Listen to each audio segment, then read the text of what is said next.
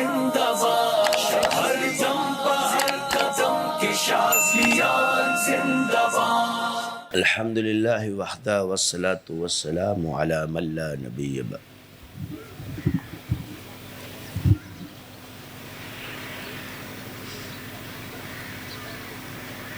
ہر ایک سوال ہے کہ روحانیت ضروری کیوں، تصوف ضروری کیوں، تزکیہ ضروری کیوں؟ یہ چیز کتابوں سے بھی حل ہو جاتی ہے۔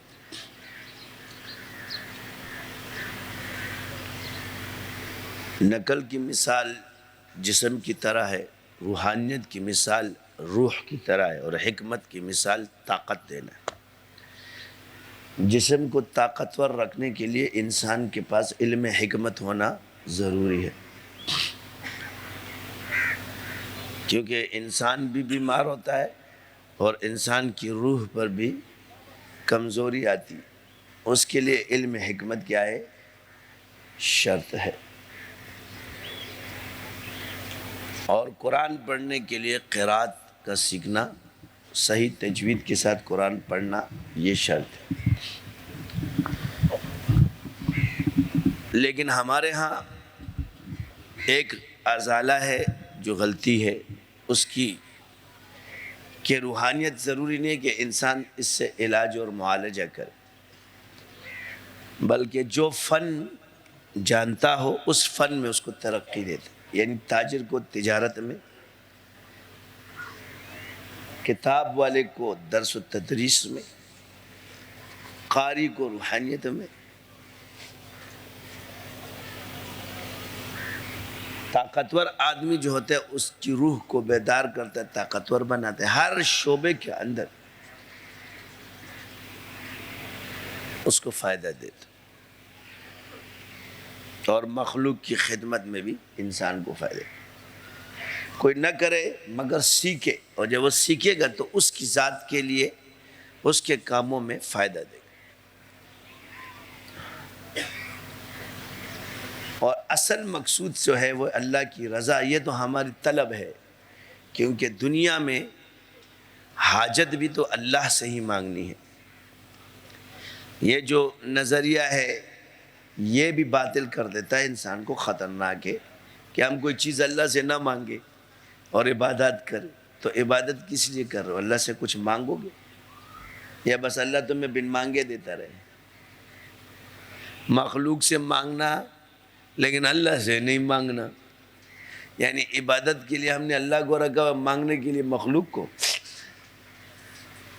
کیونکہ لا الہ الا اللہ کا مطلب ہے لا الہ، یعنی عبادت کے لائق تو کوئی نہیں ہے مگر حاجت ہے کیا کسی اور سے مانگے۔ تو کہتے تم اللہ کے لیے نہیں کر رہے ہو۔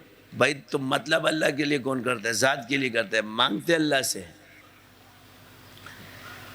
عبادت اللہ کے لیے، طلب اپنی ذات کے لیے، مطلوب ہمارا اپنا مقصد ہے، مطلب ہے وہ ہم اپنے رب سے مانگتے۔ یہ تو توحید ہے کہ ہر شے اپنے رب سے، یہ چیز سیکھنی ہم نے۔ مثلا آسان سی مثال ہے، جب آپ حکمت نہیں جانتے تو دوسرے کے محتاج رہو گے، اور جب خود حکمت جانتے ہو تو اپنے گھر والوں کا علاج کر سکو۔ تو ہر شعبے کے اندر ایک شعبہ دوسرے کو آسان کر دیتا ہے۔ مثلا اگر ایک شخص نے درس نظامی پڑھ لیا تو اس کے لیے تصوف یعنی تزکیہ اور حکمت کا علم آسان ہو جاتا ہے، مشکل نہیں ہوتا اس کی۔ فہم کے اعتبار سے مولوی یا مفتی جلدی سمجھ جاتا ہے۔ اسی طرح ذکر کے اعتبار سے جب لوگ تزکیہ یا تصوف کرتے ہیں تو ان کے لیے کتابوں کا پڑھنا آسان کر دیتا ہے، یعنی ایک علم دوسرے علم کو کیا کرتا ہے؟ آسان کر دیتا ہے۔ ایک شعبہ دوسرے شعبوں کے کیا کر دیتا ہے؟ آسان کر دیتا ہے، انکار نہیں کرتا۔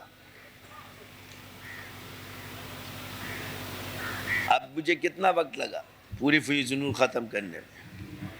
آپ کے سامنے بیٹھا تھا نا، کتنا وقت لگا ہے؟ تم لوگوں نے تو حزب النصر بھی پوری نہیں کی ہوگی ساز، میں نے وہ دونوں پڑھ لیا پہ، شروع سے لے کے آخر تک پوری پڑھی ہے۔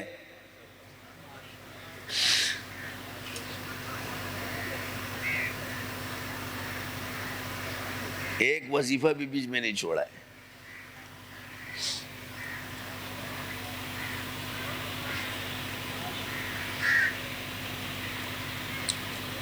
کتنا ٹائم لگا؟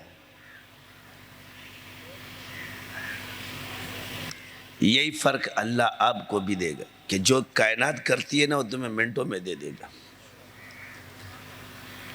مثلا تم تو گن گن کے کر رہے ہو، لیکن جو لطائف یا جی اب ہمارے وہ جاری ہوتے، جیسے ابھی آپ کو میں نے 1000 چیز تقسیم کر دی، تو 3 بندے بیٹھ گئے یا سب بیٹھ گئے، انہوں نے 1.25 کروڑ مرتبہ پڑھ لیا۔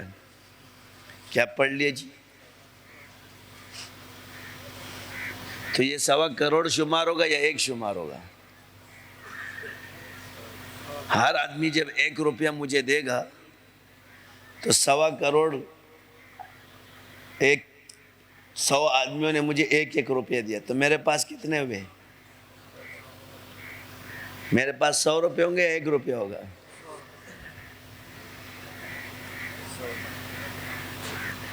اس لیے ہم اپنی ذات میں انجمن بن جائے۔ کیا بن جائے؟ نظر تو ہم، یہ فرق ہے روحانیت کی حکومت میں اور ظاہر کی حکومت میں۔ ظاہر کی حکومت جسموں پر ہوتی ہے، جسم میں، لیکن جب آپ باطن کے حاکم بنتے ہو تو وہ فوج نظر نہیں آتی مگر تعداد میں بہت ہوتی۔ اب یہ اللہ نے روک رکھا ہے ہر کسی کو، یعنی ہر شعبہ جات کو اللہ نے ظاہر کو ظاہر پہ رکھا اور باطن کو باطن پہ رکھا، اس کو آپ مکس نہیں کر سکتے۔ غزوہ بدر کو اگر ہم مثالاً لے لیں تو روحانی اعتبار سے، ہر اعتبار سے مسلمان طاقتور ہیں کیونکہ حضور ان کے ساتھ تھے، لیکن تعدد کے اعتبار سے کفار ظاہر وہ زیادہ ہے، اور اللہ نے اسی کا فرمایا کہ وہ تم سے تعداد میں اور اسباب میں زیادہ تھے۔ یہ نہیں فرمایا کہ روحانیت میں اور اس میں طاقت، ظاہری طاقت جو تھی اس میں زیادہ تھے، ورنہ نبی کے سامنے کون ٹکے گا؟ باطنی طاقت کے اندر اصحاب رسول کی، حضرت ابوبکر کی، حضرت عمر کی، حضرت عثمان، اس کے مقابلے کے کافی حضرت علی کے۔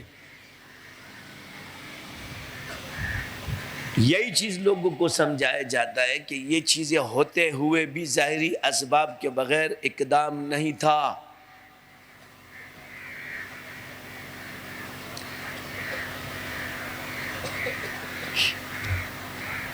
جہاں نبی ہو آپ علیہ السلام یوں پھونک دے پوری کائنات پہ، کتنی روحانی تک، یہ زمین اور آسمان اڑ جائیں بھئی، انسان کیا چیز ہے؟ اگر آپ کی ایک نگاہ غضب کی پڑ گئی، یہ زمین نہیں رہے گی۔ یہ نبی کی طاقت مانو کہ اللہ نے ان کو یہ طاقتیں دی ہیں۔ اس کی وجہ کیا ہے؟ آپ دیکھ لیں کہ اگر آپ روحانی طور پر یہاں بیٹھے ہوئے اور امریکہ سے تمہیں فون آتا ہے بھئی ہمارے پہ مسئلہ ہے، اور تم یہاں سے نگاہ دوڑاتے ہو بندہ ٹھیک ہو جاتا ہے، تمہاری یہ حالت ہے کہ تم کچھ بھی نہیں ہو۔ وہ تو اللہ کے نبی تھے، ان کا کیا عالم ہوگا؟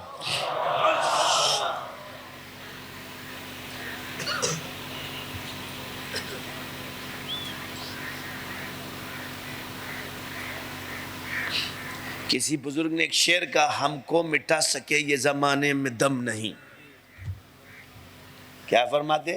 یہ حال ہے ان کا، ہم کو مٹا سکے یہ زمانے میں دم نہیں، ہم سے ہے زمانہ زمانے سے ہم نہیں۔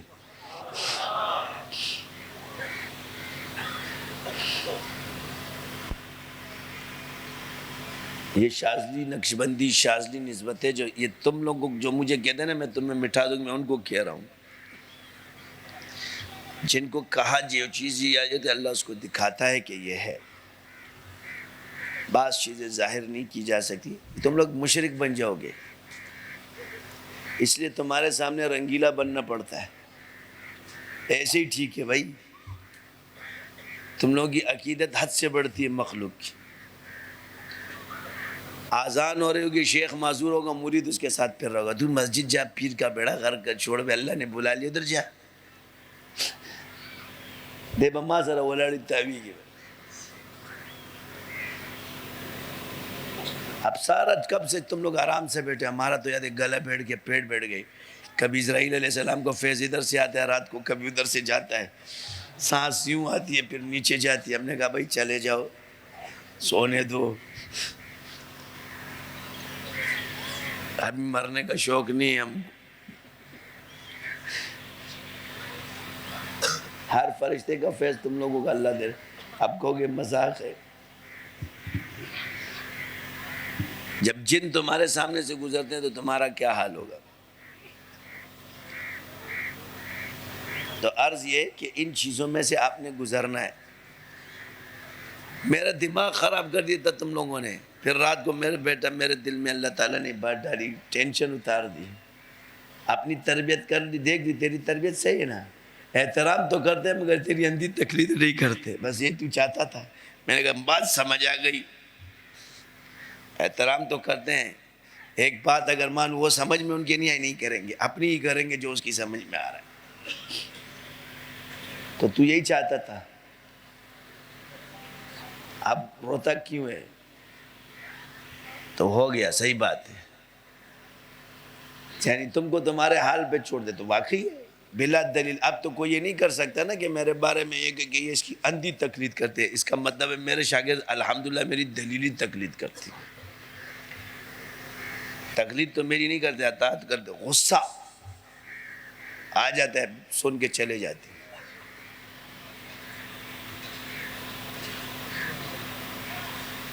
اور یہ اچھی بات, یہی چیز بہترین تھی. یعنی تم سے شخصیت پرستی ختم ہو گئی. احترام شخصیت ہو مگر شخصیت پرستی نہ ہو. محترم ہو, سیکھنے والے ہو, سکھانے والے ہو. تو سیکھنے اور سکھانے والے تو ہیں.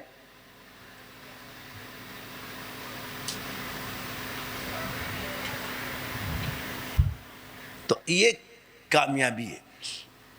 آزادی رائے ہو ہمارے اندر, کامیابی. تو پہلے یہ یاد رکھیں کہ آج جتنا آپ مطالعہ کرتے ہو, اس ذکر کی برکت سے آپ پہ ایسے ایسے راز کھولیں گے کہ وہ کتاب آپ ایسے پی جاؤ گے کہ آپ کے حاشیے والوں کے پاس وہ راز نہیں ہوں گے جو اس سے تم پر کھولیں گے. اور یہ تجربہ شاید کر کے دیکھنا, جس دن تمہارے پاس اللہ کی طرف سے یہ چیزیں فیض آ جائے تو میں خود پر چل جائے گا کہ کتاب بلا خواد خوراوان دے. جو لوگ 15 گھنٹے مطالعے کرتے تو میں کرنے کی بھی ضرورت نہیں ہوگی. اسرار اور رموز اللہ تم پہ خود ہی کھولنا شروع کر دے. یعنی میں تو درس پڑھتا ہی نہیں. تم لوگ جب پڑھو گے تو تمہیں کتنا ملے گا جو پڑھاتے ہوں گے. یہ اس کی برکت ہے, کیونکہ ذکر کو اللہ نے جامعیت پہ رکھا ہے, باقی چیزوں کو کس پہ رکھا ہے؟ شعبوں پر. فَاسْأَلُوا أَهْلَ الذِّكْرِ إِن كُنتُمْ لَا تَعْلَمُونَ. تو یہ جامعیت. إِنَّا نَحْنُ نَزَّلْنَا الذِّكْرَ وَإِنَّ لَهُ لَحَافِظُونَ.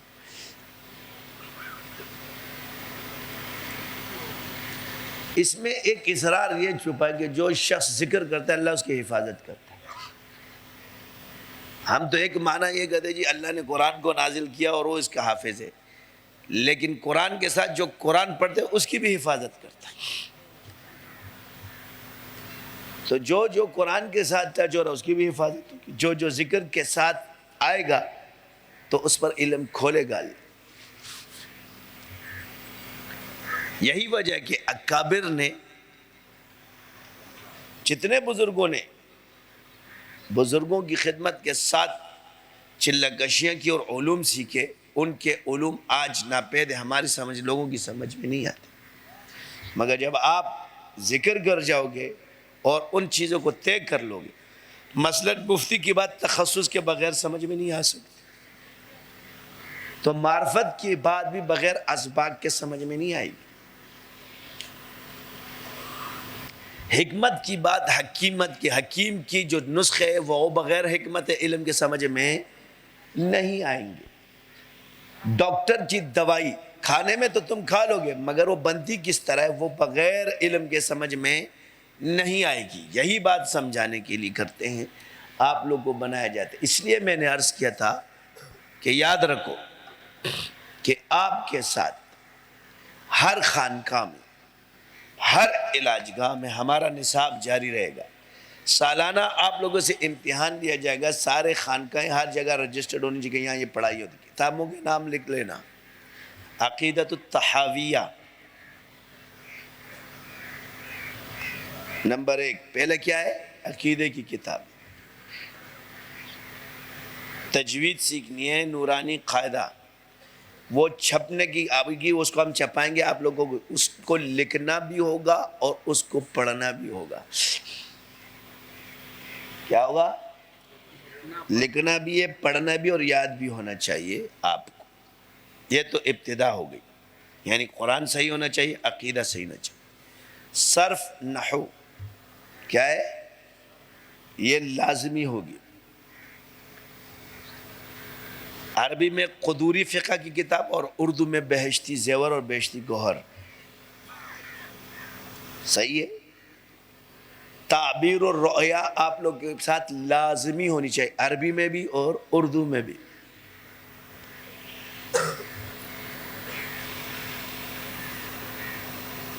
نصاب بتا رہا ہوں۔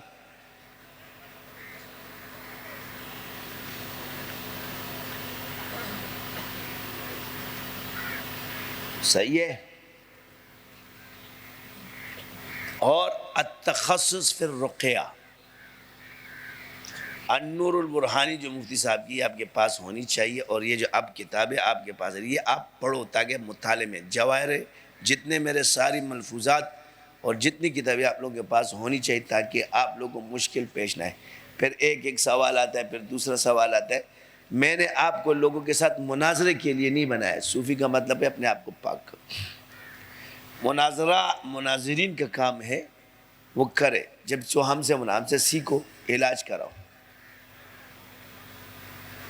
اور صوفی تعصب کا نام نہیں ہے، محبت کا نام ہے۔ مناظرین کیا ہے؟ ان میں تعصب آ جاتا ہے۔ میں اس بات کو نہیں کر رہا کہ زیادہ کرنے سے تم میں وہ پیدا ہو جائے گا۔ اصلاح کے لیے مناظرہ ہونا چاہیے کہ یہ آپ کو فن آنا چاہیے ہر کسی کے خلاف علماء کو، مگر اس میں بغض نہیں ہونا چاہیے، بلکہ اس میں محبت کی چاشنی ہونی چاہیے، تزکیے کی چاشنی ہونی چاہیے کہ جب آپ کسی مخالف کو بات کرو کہ اس کے دل میں اللہ اتار دے۔ یعنی ایک دعوت کے اعتبار سے آپ کو دینی چاہیے، ہار جیت کے اعتبار سے نہیں۔ مناظرے میں آپ ایک ایسے دائی بن جاؤ کہ آپ کا مد مقابل آپ کی محبت کی، آپ کے اس سے پانی پانی ہو جائے۔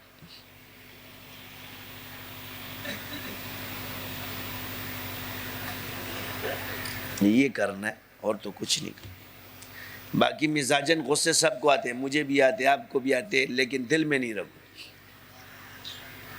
کیونکہ انجن جب چلتا ہے نا تو اس کا دھواں نکلتا ہے، ورنہ بند کر دو گے تو انجن پھٹ جائے گا۔ زیادہ صابر مت بنو۔ تو کبھی کبھی منہ سے بواسیر، منہ کے بڑ بڑ نکل جاتی ہے تو سارا غصہ پار ہو جاتا ہے۔ اگر وہ صبر میں ہونا تو یہ مسائل ہم لوگوں کو حل کرنے چاہیے۔ مقصد یہاں پر کسی کی مخالفت کرنا نہیں ہے، میں اپنا مزاج بتا رہا ہوں، یعنی عرض مزاج جو علوم ہے۔ صحابہ کو میں حضور کی سنت، مجتہدوں کے وہ مجتہد ہے، کیا ہے؟ صرف مجتہد نہیں ہے، وہ مجتہدین کے مجتہد ہے۔ جن کو مجتہد فالو کرے تو مجتہدین کی مجتہد ہوئے نا۔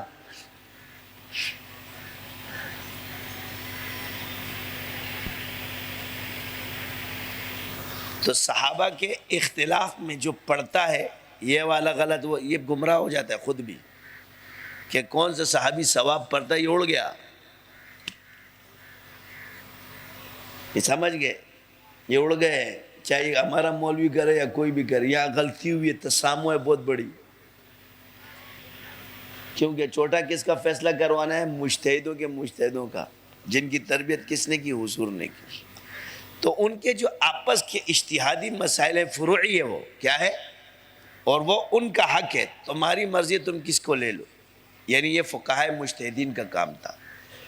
اس کے بعد ہمارے پاس آتے تابعین مجتہدین کا، یہ امام تھے سارے، تبع تابعین کا دور، یہ مجتہدین کا دور، یہ ائمہ تھے. ان کے مسائل فروعیہ میں بھی نہیں پڑے، مطلب ہم اپنے مسلک کو تو لیتے مگر دوسرے کو مانتے. اس کے بعد علماء کی جو محقق تحقیقی باتیں مختلف فی مسائل، اس میں الجھنا فصول ہے. اس میں نہیں پڑھتا، چاہے وہ بریلوی، دیوبندی، اہل حدیث ہو، کچھ بھی ہو. لیکن اگر وہ مسئلہ مختلف فی ہو جائے اس میں نہیں پڑھتا.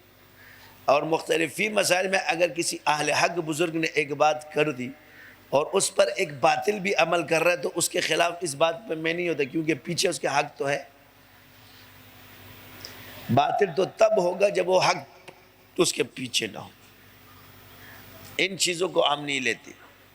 لوگوں کو برا لگتا ہے تو لگنے دو، کیونکہ اس کا حل نہیں ہے. اس کی وجہ کیا ہے آپ دیکھ لو. ایک فروعی مسئلے پہ تجربہ کر لو، دو مولوی بیٹھ جاؤ، مستند مناظرہ شروع کر دو، تم پہ دونوں طرف سے دلائل کھلنا شروع ہو جائیں گے. اس کا حل نہیں ہوگا، عمر گزر جائے گی. لیکن حق اور باطل کا فیصلہ جلدی ہو جاتا ہے، مگر فروعی مسائل کا حل نہیں ہے. اب میں اگر غلط کہہ رہا ہوں تو صدیاں گزر گئی ہے، صدیاں گزر گئی. آپ ایک فروعی مسائل کو اختلاف ہے اٹھاتے ہو، دوسرا اس کے اوپر جوابات دیتے ہیں، یہ مناظرے چل رہے ہیں، گڑز گڑز گڑز گڑز گڑز گڑز، آج تک حل ہوا ہے؟ یہی چیز ہے جب باطل ہمارے اندر کوئی خرابی پیدا کرتا ہے تو عوام کو یہ پتہ نہیں ہے کہ یہ مسئلہ فروعی ہے یا مختلفی ہے. مفتی کو تو پتہ ہوتا ہے. اب عوام سمجھتی ہے کہ باطل اب کیا کرتا ہے، اس نے ہمارا جو مزاج ہے وہ پڑھ لیا ہے. یہ مت سمجھو کہ عوام اتنا نہیں جانتی کہ اس میں تگڑا کون ہے، دلیلیں کس کی مضبوط ہے، یہ پتہ ہوتی ہے اس کو.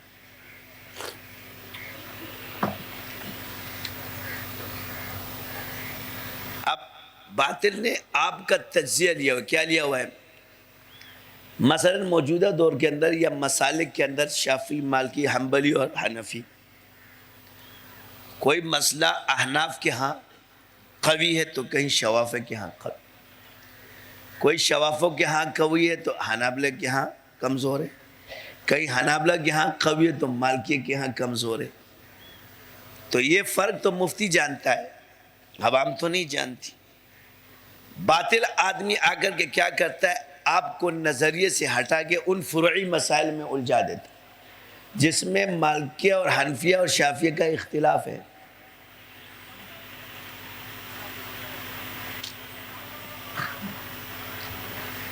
ہمارے والے اس پہ شروع ہو جاتے تو وہ کیا کرتا ہے، تو حنفیت پہ کھڑا ہوتے ہو، مالکیت پہ کھڑا ہوتے تو کہیں مالکیت قوی ہے تو وہ قوی کول مارتا ہے تو کہتا ہے تمہارا مولوی ہار گیا.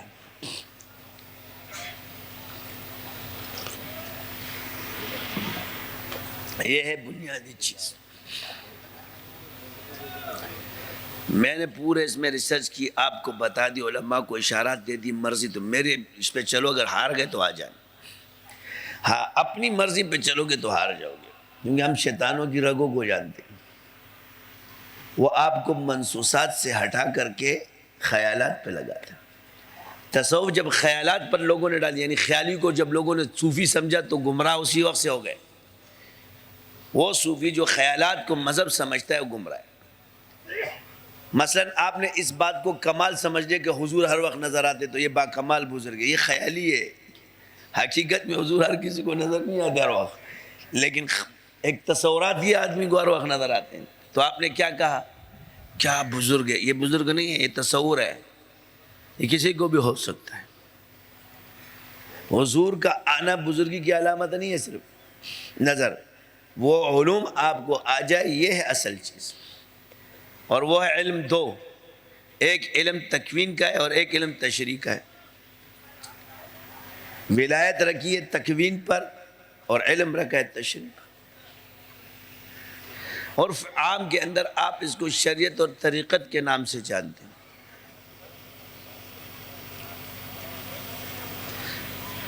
دو علم ظاہر کو دیے گئے اور دو باطن کو دیے گئے.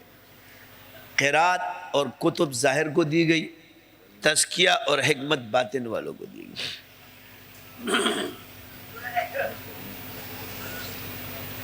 اس لیے اللہ نے فرمایا نور بھی ہے کتاب بھی ہے.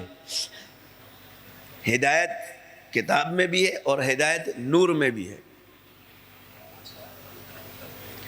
صرف کتاب میں نہیں، نور میں بھی ہے. نور والا کہ کتاب والا ہدایت پر نہیں، کتاب والا کہتا ہے نور بھی والا ہدایت میں، تو پھر کون ہے ہدایت پر؟ دونوں ہدایت پر.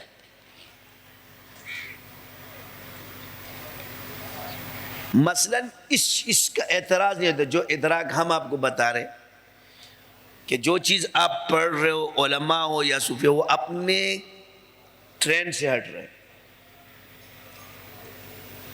مثلا جو چیز صحیح ہے اس کا انکار کر رہا ہے تو یہ فقہ کے خلاف جائے گا، تو اس کو غلط کہا جائے گا. ہمیں کیا کہا جاتی؟ فلاں بزرگ نے منع کیا ہے، فلاں بزرگ نے منع کیا ہے. میں نے کہا اس بزرگ کو چھوڑ دو.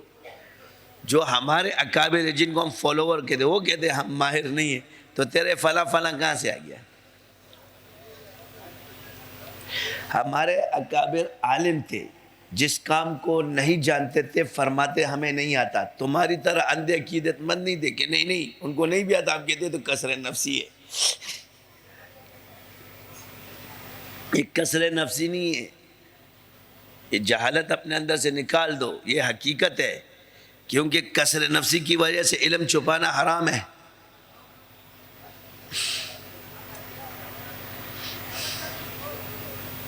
کیونکہ علم پھیلانا تم پر فرض ہے.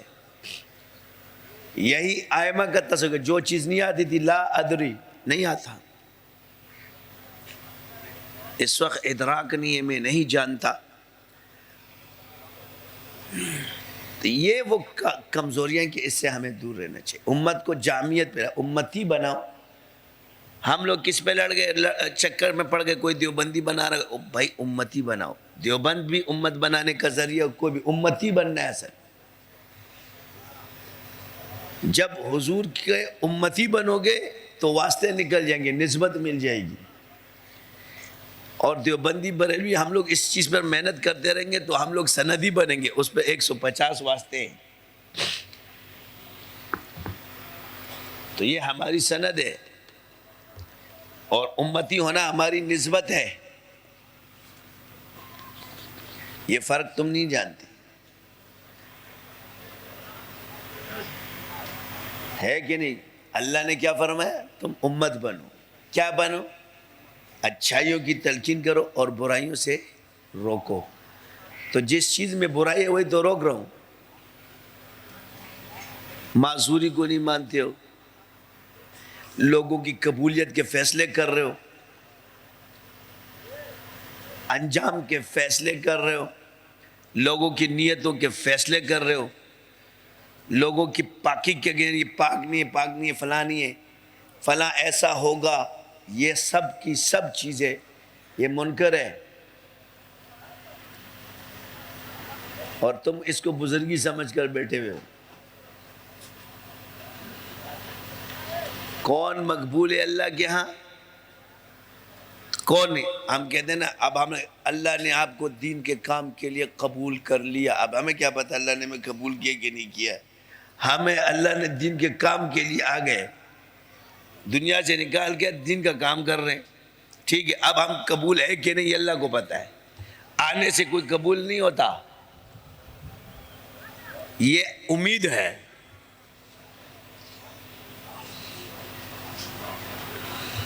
اب یہ مسئلہ عقیدے میں چلا گیا. یہی ہمارے دماغ میں ہوتا ہے کہ بس کہتے ہیں ادھر کے تم میں سے اللہ کام لے رہا ہے. یہ تو ہمیں پتہ ہے جو میں کر رہا ہوں اس کا میں مکلف ہوں. اب میں قبول ہوں کہ نہیں یہ غیب ہے. میں اس وقت دین کا کام کر رہا ہوں، ذکر کر رہا ہوں، یہ اللہ نے مجھ سے دین کا کام لیا، اب یہ قبول کیا کہ نہیں کیا یہ مجھے پتہ نہیں، اس پر مجھے ثواب ملے گا کہ نہیں ملے گا یہ مجھے پتہ نہیں، میری نیت کیا ہے یہ تم نہیں جانتے اور تمہاری نیت میں نہیں جانتا۔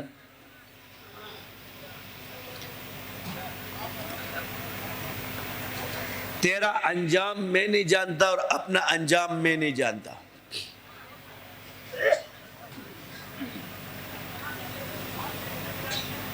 میرا ایمان تجھے نہیں دکھا سکتا، تیرا ایمان میں نہیں دیکھ سکتا۔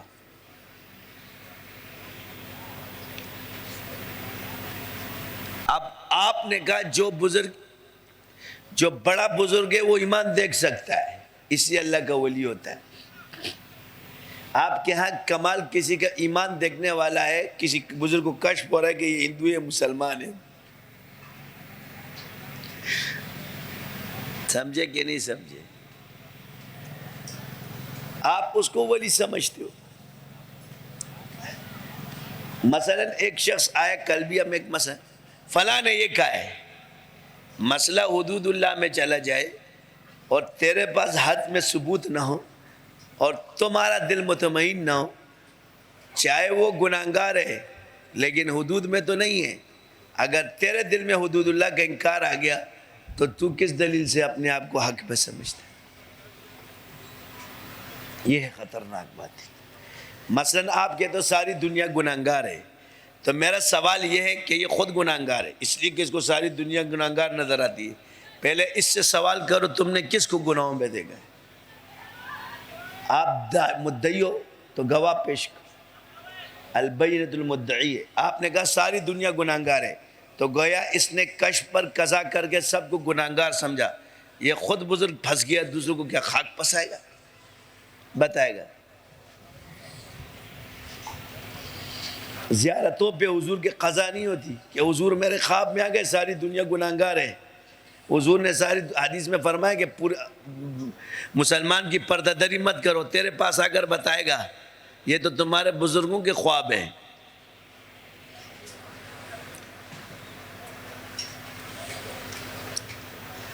اس کو تم ولی مانتے ہو؟ دادا شکل تو کرو، ولایت تو کرو۔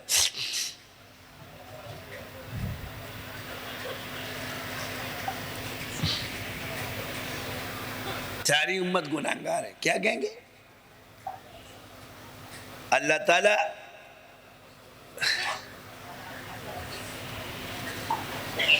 تمہیں پتہ ہے کہ ایک امتی کے گناہ سے کتنی تکلیف ہوگی حضور کو؟ اس کو بتائیں گے حضور۔ یہ ہے وہ خوابوں کو نہ جاننے والے لوگ، یہ اس کا وہ تصور ہے اور خیال ہے جو اس کے الفاظ میں اس کے سامنے آیا ہے، اور سامنے اس کو تصوراتی حضور نظر آ رہے ہیں۔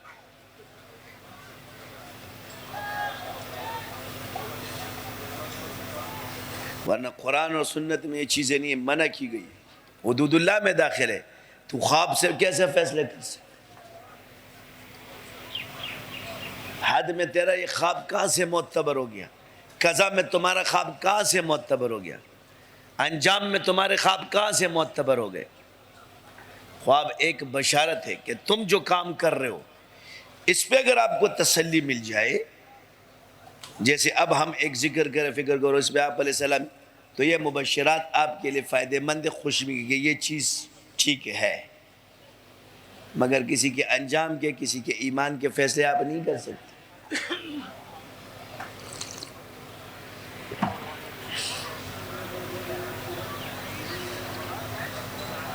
یہی میری عرض ہے۔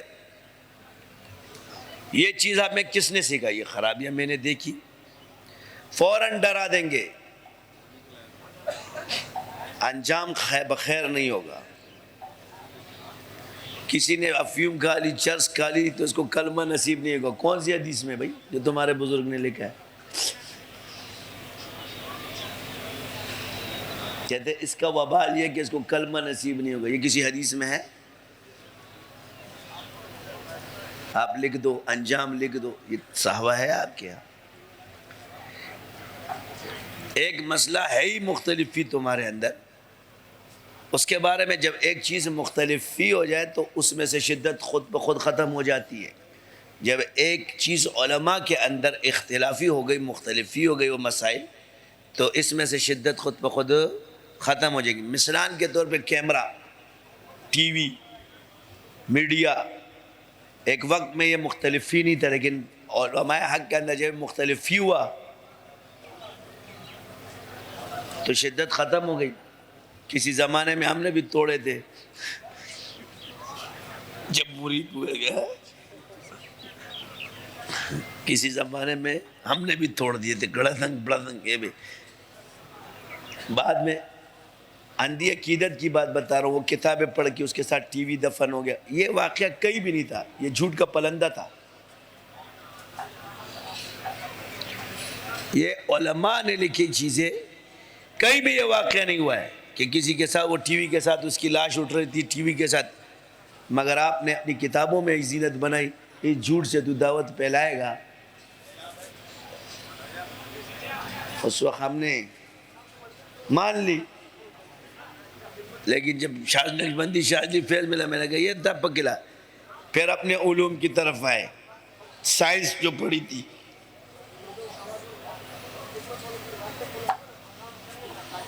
تو ہمیں پتہ چلا دے خدا خرپز کلال داغی. کیا کہ ہم نے جب ہر چیز میں اپنے ہی بزرگ کو ماہر سمجھو گے اور تم اپنی مہارت والی چیز کو چھوڑ گے تو یہ نقصان. نسبت نے یہ چیز سکھا دی کہ کیا چیز لینی ہے اور کیا چیز چھوڑنی ہے. حضور جو تمہیں دے وہ اٹھا لو، اور جس چیز سے منع کرے اس کو چھوڑ دو. یہ حضور کے لیے ہے، بزرگ کے لیے نہیں.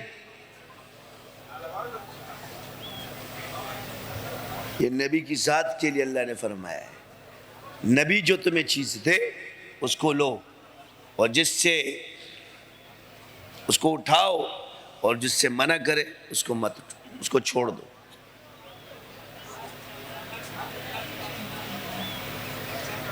یہ یہاں سے جب پتہ چلے کہ بھائی آپ کیا کر رہے ہو، میں بزرگ کو اٹھا رہا ہوں، نبی کو چھوڑ رہا ہوں.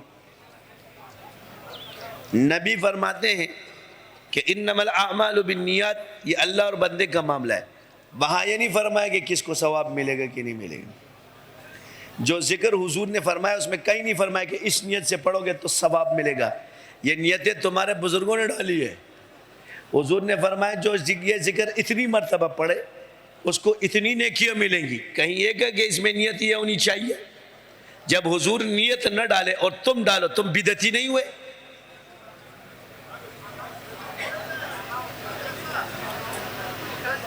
یہ ضروری پہلے نبی بتائے گا یا تمہارے امتیوں کو پتہ چلے؟ یہ ہے وہ مسائل. حضور فرمائے کہ دل میں ندامت آ جائے یہ توبہ ہے. تمہارے نیچے شروع ہو جائیں گے یہ کر لو یہ کر لو یہ کر لو یہ کر لو. صحیح روایت میں ندامت ہے، نیچے تفصیل بیان کر دی. یہ تو تمہارے بزرگوں نے ہمارے لے کہا ہے نا، پیچھے نبی نے تو نہیں بتایا. اب نبی کو دل کے حال کا پتہ ہے، بزرگ کو تو پتہ نہیں. فرق نبوت میں تو یہی ہے کہ ایک چیز یہ ہے کہ نیت کی خبر اس کو ہوتی ہے، ایمان اس کو پتہ چلتا ہے، کس کو ثواب ملا کس کو نہیں ملا یہ اس کو پتہ ہوتا ہے، کس کی نماز قبول ہوئی کس کی نہیں ہوئی نبی کو پتہ ہوتا ہے، دنیا میں اس نے کتنی نیکیاں کی یہ نبی کو پتہ ہوتا ہے. چلو ایک روایت ہے، حضرت عائشہ رضی اللہ تعالی عنہا آپ علیہ السلام کے پاس یوں آسمان کو دیکھتی ہے. یا رسول اللہ یہ آسمان میں جتنے تارے ہیں اتنی نیکیاں کسی کو ہوں گی؟ تو یاد ثابت ہو، اس سے تین چیزیں خود بخود ثابت ہے. گویا تاروں کی تعداد حضور کو پتہ تھی.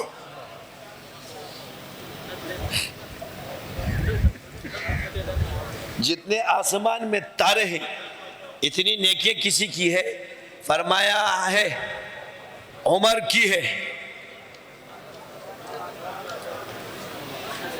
نیکیوں کی تعداد بھی حضور کو پتا، اور جس شخصیت کو نیکیاں ملی تھی حضرت عمر کو ان کو پتا. حضرت عمر کو خود پتہ نہیں. جب صحابی کو خود پتہ نہیں کہ اس کو کتنی نیکیاں ملی ہے، مجھے بتاؤ دنیا میں کون سا ولی کون سا بزرگ آئے گا عالم جو یہ کہے گا کہ اس کی اتنی نیکیاں ہیں؟ کون سا صحابی؟ حضرت عمر، جس کے بارے میں حضور فرمائے کہ میرے بعد اگر کوئی نبی ہوتا تو عمر ہوتا۔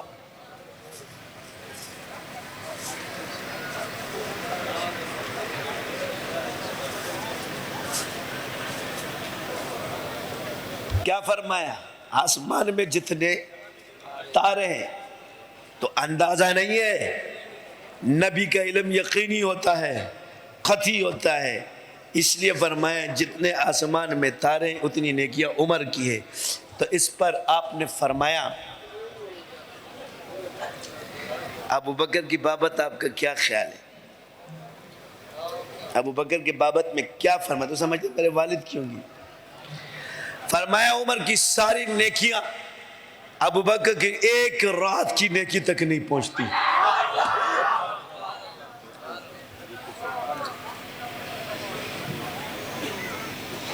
یہ حضور فرما رہے ہیں۔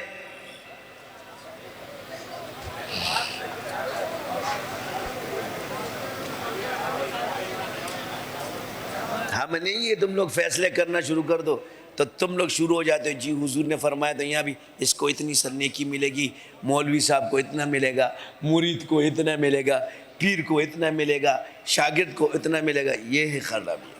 ہم صرف یہی دور کرنا چاہتے ہیں کیونکہ یہ تمہاری کسی کتاب میں لکھا ہوا نہیں ہے۔ میں وہی باتیں کروں جو درس نظامی میں پڑھائی جاتی ہے، قرآن حدیث اس میں نہیں ہے، فقہ کی کسی کتاب میں نہیں ہے، یہ سب خارجی بزرگوں کے مطالعوں میں ہے۔ میں جو نصاب کی کتاب میں اس میں یہ چیزیں نہیں ہے۔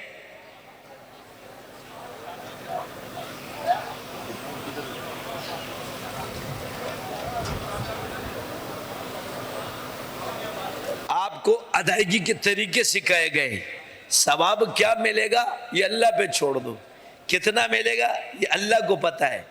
واقعات سے، حکایات سے شروع ہو جاتے مسائل اخذ کرنا، قصور تمہارا یا میرا؟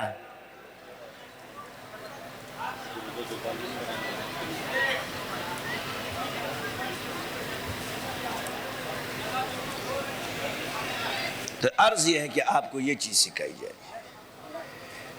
اس غم میں مت کہو کہ مولوی صاحب کہتا ہے قبول نہیں ہوتا۔ جس مولوی نے، جس پیر نے تمہیں یہ کہا یہ خود تباہ ہو گیا، تمہیں ٹینشن لینے کی ضرورت نہیں، آسان علامت بتا رہا ہوں۔ جس پیر اور مولوی نے کہا کہ تیری عبادت قبول نہیں ہوگی، داد تباہ دے،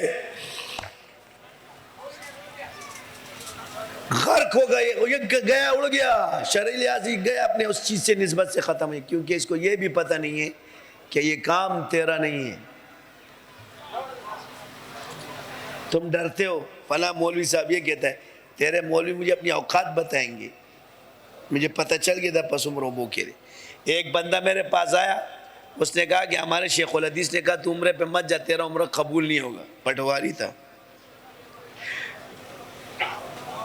میں نے کہا اس کو بولا تیری جتنی قبولی ہے اس کے سائن کردہ جبرائیل والے مجھے بھیج دیں کہ اللہ نے اس پہ مہر لگائی ہو۔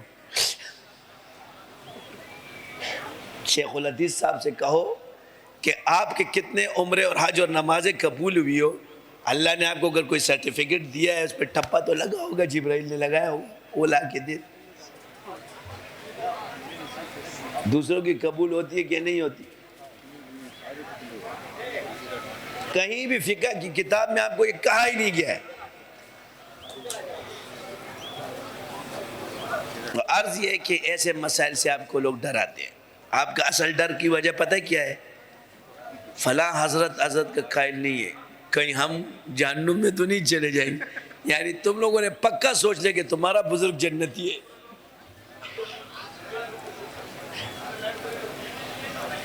یہ جنت اللہ نے قرآن و سنت پہ اصل و اصول اس پہ قرآن و سنت پہ رکھی ہے، یہ بزرگوں کے اقوال پہ نہیں رکھی ہے۔ یہ تمہارے بزرگ، اصل بزرگوں نے تو کیے۔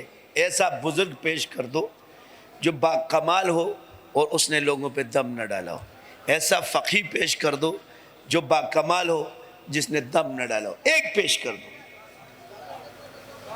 اور ایسا فقی پیش کر دو جس نے کسی ماہر کے پاس بھیجا نہ ہو۔ انہوں نے تو کبھی بھی انکار نہیں کیا، لیکن چلو امام احمد بن حنبل کا ایک واقعہ پیش کرتا ہوں کہ ان کے زمانے میں کسی پر جن آ گئے، انہوں نے 2 لکڑیاں دی، اور فرمایا جاؤ وہ جن سے کہو کہ یہ امام احمد بن حنبل کی ہے، وہ مجتہد تھے، جن ان کی لکڑیوں سے بھاگا، کہتا ہے میں جا رہا ہوں. کیا فرمایا؟ کیا کہا؟ میں جا رہا ہوں، یہ اگر اس لکڑیوں سے ہم جل جائیں گے. یہ کمال لکڑیوں کا نہیں تھا، وہ عمل جو امام احمد بن حنبل نے اس پر کیا تھا یہ اس کا تھا، جس سے وہ لکڑی، وہ نشانی تھی. تم نہیں سمجھو گے. وہ چلا گیا. امام احمد بن حنبل جب دنیا سے رخصت ہوئے تو شاگرد نے لکڑیاں تو رکھ لی مگر وہ علم نہیں سیکھا. وہ جن دوبارہ آ گیا، کہنے کا یہ لوگ، کہتا ہے یہ لکڑیاں بھی وہی ہے مگر امام احمد بن حنبل نہیں ہے، میں نہیں جاؤں گا. پختو کے وہی خلد اخن کلمہ خواہ قدا. وہ اخن بابا نے کلمہ پڑھا تو پانی جو ہے نا وہ دودھ بن گیا. تو طلباء نے ہمارا تھا خواسان کار دے. جب ان کا انتقال ہوا تو یہ کلمے پڑھ پڑھ کے تھک گئے مگر دودھ پانی نہیں ہوا، پانی دودھ نہیں بن سکا. تو کسی عقل مند نے کہا طالب علموں میں سے، کہتا ہے کلمہ تو وہی ہے مگر منہ خون کا نہیں ہے. سوال بس اتنا ہے کہ یا ذل جلال والاکرام وہی ہے مگر منہ کس کا نہیں ہے؟ عاصم بن برخیہ کا. چلو بھائی روزے کا ٹائم ہو گیا، تم لوگ روزہ افطار کر. سبحانک اللہم و بحمدک.